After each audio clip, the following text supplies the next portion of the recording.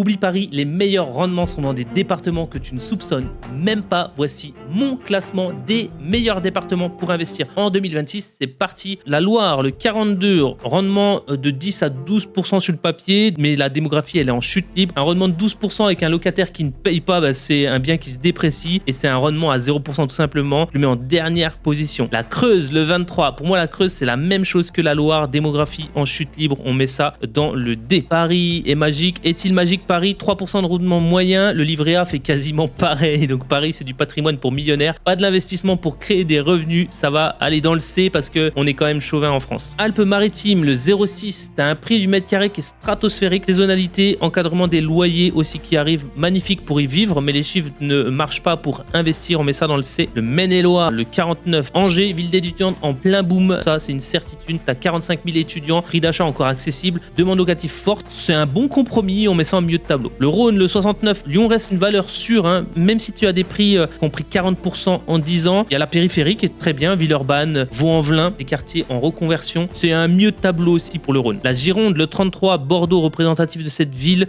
C'est une ville ultra dynamique. Elle est en progression quand même. C'est pas ce qui se fait de mieux, mais c'est pas ce qui se fait de pire non plus. Je mets ça en milieu de tableau. Il y a mieux que Bordeaux quand même et de la Gironde en général. Le Nord, 59.